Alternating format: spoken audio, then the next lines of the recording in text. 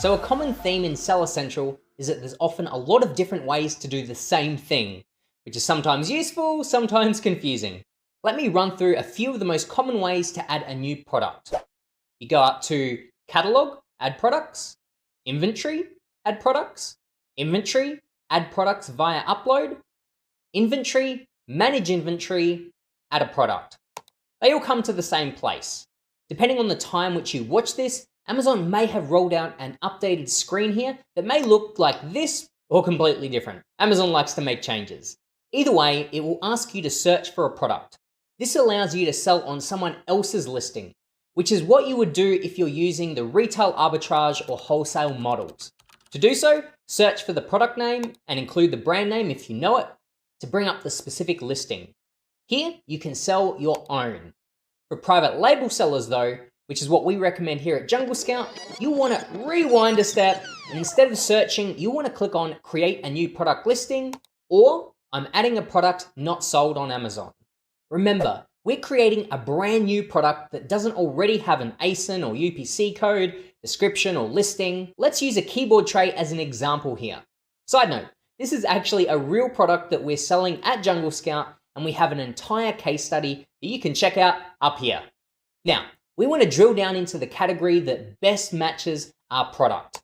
Office products, office supplies, desk accessories and workspace organizers, platforms, stands and shelves, keyboard drawers and platforms.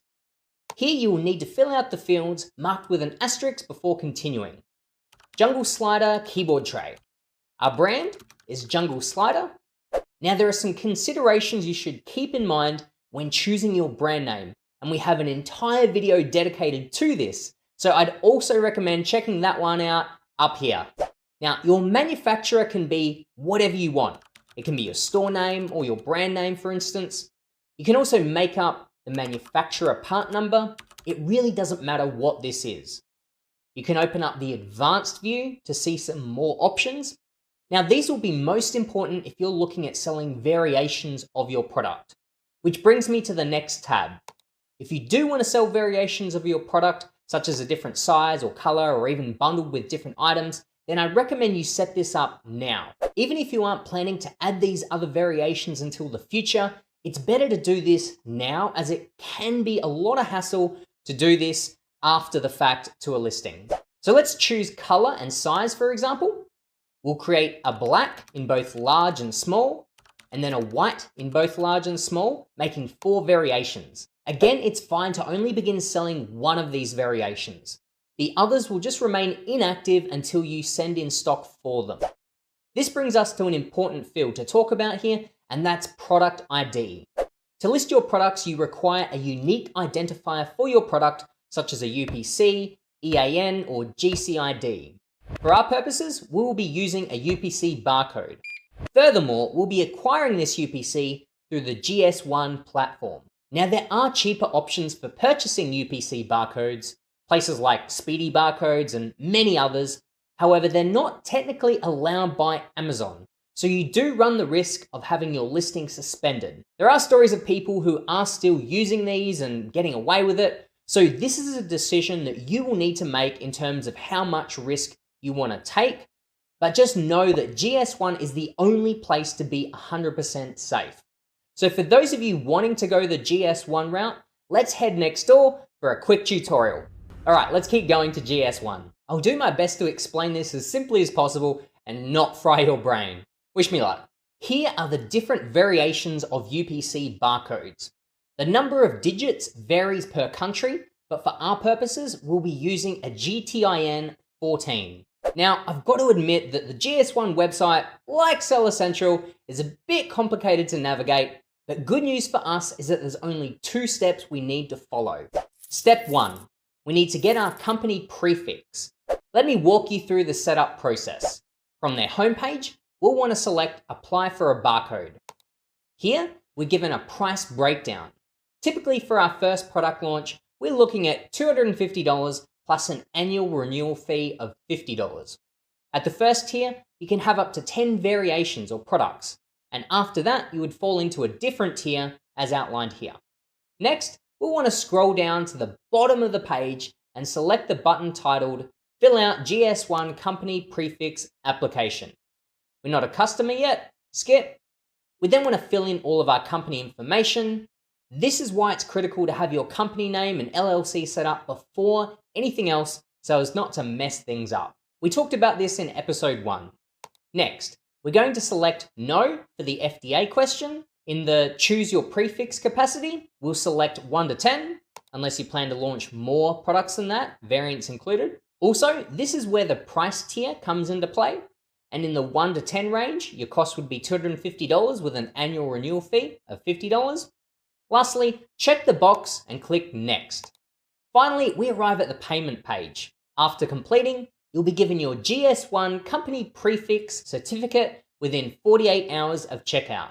Your GS1 company prefix certificate is a 10-digit number that identifies your company for global trading.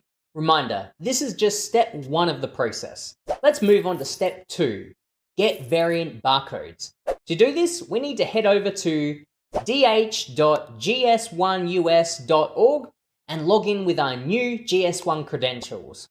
Next, we'll select Create from the Product tab located in the upper left corner. This will bring us to the Create Product page. Don't let this overwhelm you.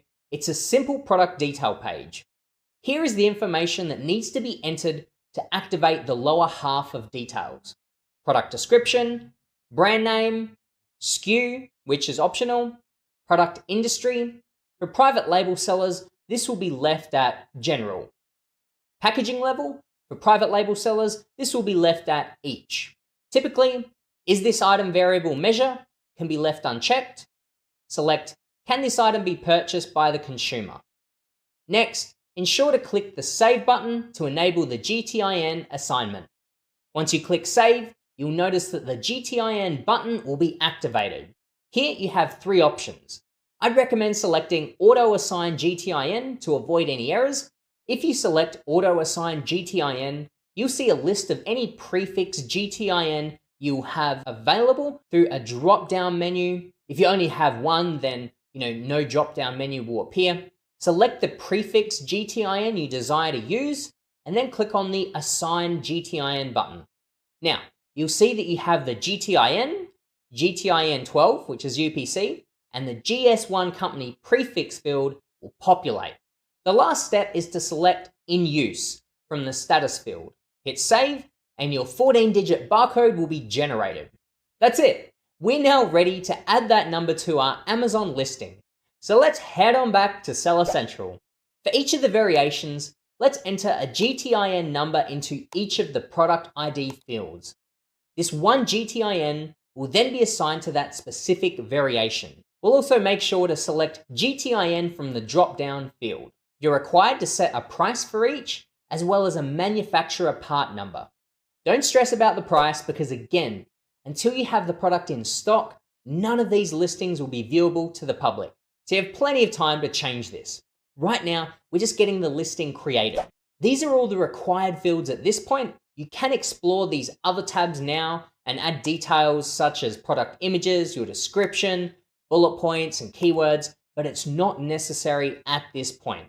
And we will cover this more in in-depth videos in the future on how to do this. Click Save and Finish, and congratulations, you've now created your first listing.